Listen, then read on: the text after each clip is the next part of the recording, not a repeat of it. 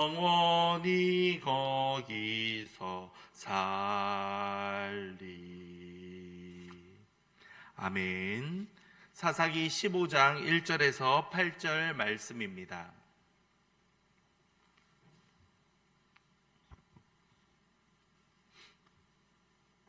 사사기 15장 1절에서 8절 말씀입니다.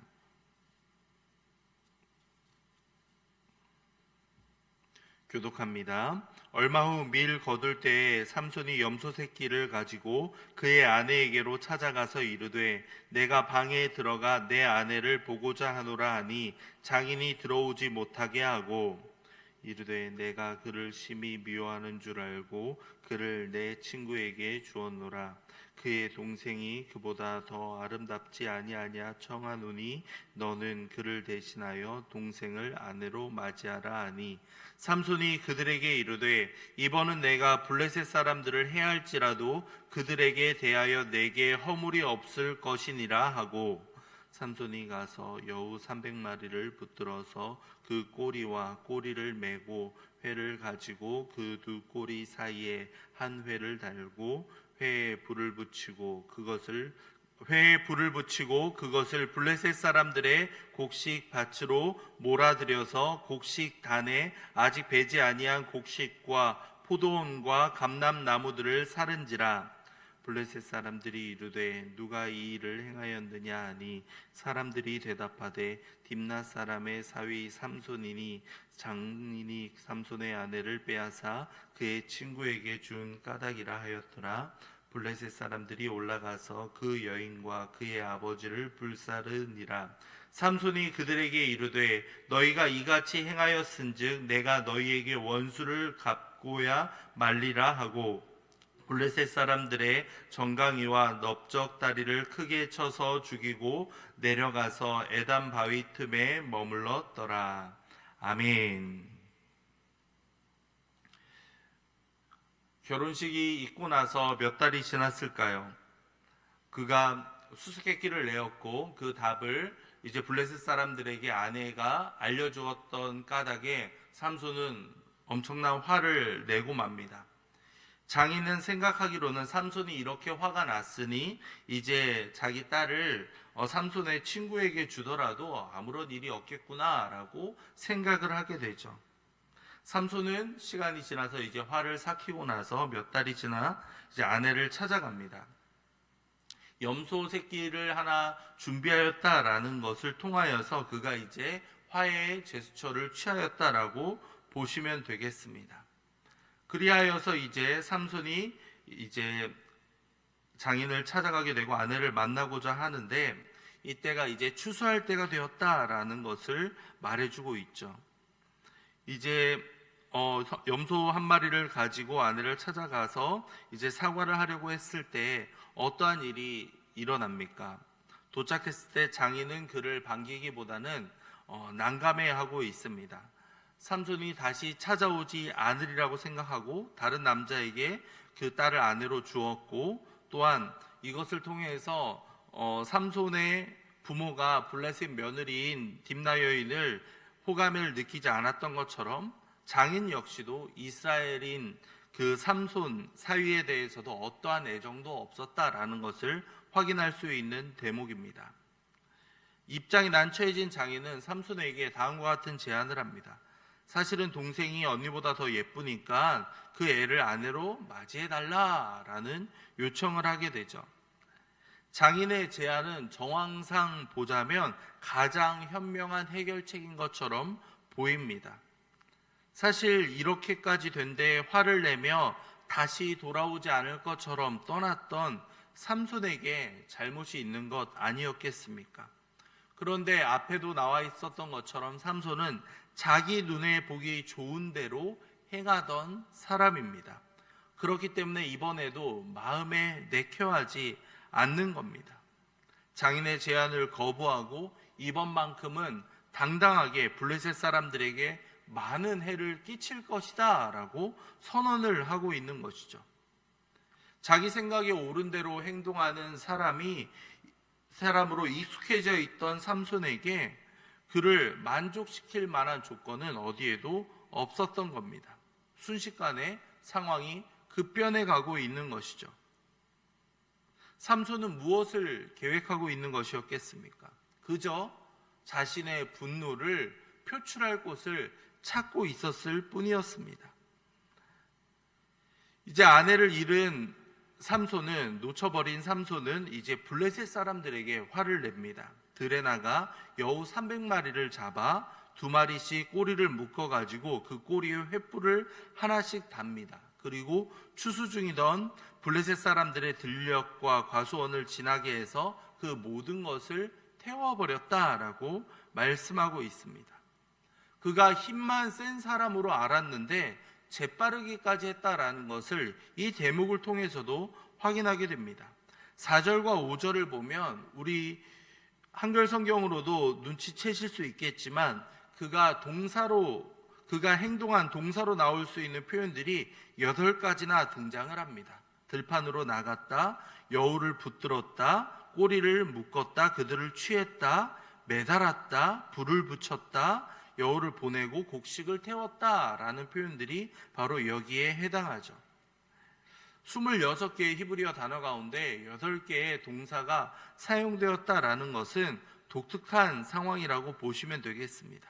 그가 얼마나 재빠르게 행동했고 그렇게 한치의 망설임도 없이 순식간에 행동했다라는 것을 알 수 있죠. 이러한 상황들을 통해서 삼손은 자기의 화를 드러내기 시작합니다. 곧장 블레셋 사람들이 농사 짓는 곳으로 갔고 그들이 숭배하는 신 다곤이 바로 곡식의 신이었기 때문에 그런 것들을 불태워버리는 상황으로 이어지게 됩니다. 여기서 주목할 점은 삼손은 그저 자신의 화를 드러내고 자신의 화를 표출하기 위해서 이 행동을 했다는 사실입니다. 보복을 하기 위해서 이렇게 행동을 했던 것인데 이것이 결국에는 블레셋에 피해를 주는 상황으로 이어져 가고 있습니다. 이것이 바로 놀라운 하나님의 섭리라고 보시면 되겠습니다. 물론 삼손은 자신의 화를 억누르지 못하고 그저 화를 표출했을 뿐입니다. 하지만 이 모든 상황을 통해서 하나님께서는 블레셋이 계속해서 이스라엘을 괴롭히고 어렵게 했기 때문에 그들이 이제 어려울 수 있도록 그렇게 반대의 상황을 만들어가고 있었던 것이죠. 삼손은 그저 화를 참지 못하는 사람이었을 뿐이었고 연약한 사람이었습니다. 하지만 이후에 듣지도 못하고 상상도 못한 방법으로 블레셋에게 피해를 끼치고 있었던 것이죠. 결국 블레셋 사람들은 어떻게 행동합니까? 이제 삼손이 그 전에 얼마나 힘이 강한 사람인가를 이들은 알고 있었죠. 순식간에 30명을 죽이는 모습을 보면서 블레셋 사람들은 삼손을 제어하는 것이 아니라 도리어 그 삼손의 장인과 그 딸 블레셋은 그들에게 복수를 하게 됩니다. 그들을 딱 6절 말씀에 나오죠. 그들을 잡아서 불로 태워버렸다, 불살았다라고 말씀하고 있습니다. 잔인한 복수에 더 잔인한 방법으로 그들은 행동을 하고 있었던 것이죠. 자, 이렇게 되었을 때 삼손은 어떻게 행동해야 하겠습니까? 내 잘못으로 인해 이 일이 일어났구나 라면서 자신의 화를 억누러야 되는 그러한 상황 가운데 있어야 하는 것이 일반적인 반응 아니었겠습니까? 그런데 삼손은 거기에 더 화를 내며 내가 너희에게 원수를 갚고자 한다 라고 해서 그 이후에 9절부터의 말씀을 보면 블레셋을 치기 위해서 준비하는 과정으로 이어져 갑니다. 그래서 오늘 말씀 후반부를 보시면 에담 바위 틈에 머물렀더라 라고 말씀하고 있죠. 이 에담이라는 지역이 바로 유다에 속해 있는 지역이기 때문에 그들에게 찾아가서 블레셋을 함께 복수하게 되는 상황으로 이어져 가게 됩니다. 자, 삼손이 얼마나 연약하고 자신의 감정을 컨트롤하지 못하는 사람인가가 다시 한번 명확히 드러나는 장면이라 할 수 있겠습니다. 자, 그런데 놀랍게도 하나님께서는 이 연약하고 감정을 제어하지 못하는 사사를 통해서 하나님은 그분의 일을 이루어 가시고 있습니다. 자, 말씀드렸다시피 삼손이 자기의 감정을 절제하지 못한 것은 결코 합리화할 수 없는 사실입니다. 그런데도 하나님께서는 그를 통하여서 자기의 일을 이루어 가신다는 사실이 얼마나 놀라운지 모릅니다. 우리가 무언가 잘못을 했다 하더라도 하나님이 선하게 이끌어 가실 때가 있다라는 것이죠. 자, 이것을 보면서 우리의 잘못과 우리의 허물이 다 덮어질 수 있는가? 그것은 분명 아닙니다. 왜냐하면 이스라엘이나 남유다가 타락했을 때 하나님께서 사용하셨던 그 이방 국가들이 있죠. 그들 역시도 하나님께서는 결국에는 다 심판으로 다시 한번 하나님의 뜻을 이루어 가셨기 때문입니다. 아수르였건 바벨론이었건 결국에는 멸망하는 모습들을 통하여서 하나님께서는 반드시 공의를 이루어 가시는 분이다라는 것을 우리는 알게 됩니다. 삼손 역시도 그의 마지막의 모습을 생각해 보자면 그가 맡겨져 있는 하나님께 받은 은혜와 그 힘이라는 그 은사에도 불구하고 그것을 올바로 100% 사용했다라고 볼 수 없는 모습이 있기 때문이겠죠. 하지만 그럼에도 불구하고 하나님께서는 자신의 일을 이루어 가실 수 있는 분이시다. 연약한 사사를 통해서도 하나님의 일을 이루어 가시며 또한 악한 이방 나라를 통해서도 이스라엘을 깨닫게 하고 이끌어 가실 수 있는 분이시다라는 것을 우리는 알게 됩니다. 자, 이것을 우리의 삶 가운데 적용해 보자면 어떻게 되겠습니까? 나는 구원받은 백성이고 나는 하나님의 자녀이기 때문에 내 마음대로 내 뜻대로 행해도 괜찮다라고 착각해서는 안 된다라는 겁니다. 우리에게 주어져 있는 환경과 상황을 통해서 어떻게 하면 이것을 올바로 사용할 수 있을지, 하나님께서 얼마나 기뻐하시는 일로 우리의 삶을 드릴 수 있을까 우리는 고민하고 선택해야만 한다는 겁니다. 그렇지 않으면 정욕에 이끌려서 자신의 화를 주체하지 못하였던 삼손과 같은 실수를 저지를 수 있다라는 것이죠. 이 말씀을 통해서 우리는 많은 것을 깨닫게 됩니다. 삼손과 같은 많은 은사와 달란트를 가지고 있을지라도 이것을 올바로 사용하지 못했을 때에 어떠한 복수의 복수를 낳을 수 있는가를 우리는 확인하게 되죠. 하지만 이러한 상황 가운데에서도 더 놀라운 것은 하나님께서는 자신의 역사를 이루어 가신다라는 것을 우리는 발견하게 됩니다. 자, 그렇다면 우리의 선한 행위를 통하여서 선한 모습을 통하여서 하나님의 일을 이루어 갈 수 있다면 얼마나 감사한 일이겠습니까? 우리의 삶이 온전히 하나님께 드려져서 하나님의 선한 계획들이 그대로 사용될 수 있다면 그것이 가장 이상적인 모습이 아니겠습니까? 그렇게 우리 역시도 이 삼손의 실수들을 보면서 기도할 수 있을 것 같습니다. 하나님, 우리가 혹시라도 우리의 화를 주체하지 못하여서 우리의 생각이 또한 짧아서 잘못된 판단과 실수를 한다면 주님께서 바로잡아 주시옵소서. 주님의 선한 계획을 이루어가는 데 있어서 우리가 제외되거나 우리가 사라지는 것이 아니라 하나님의 뜻에 우리를 사용해 주시옵소서. 우리가 하나님의 뜻에 온전히 또한 동참할 수 있도록 우리를 변화시키고 연단시켜 주시옵소서. 이렇게 기도하며 나아갈 수 있기 바랍니다.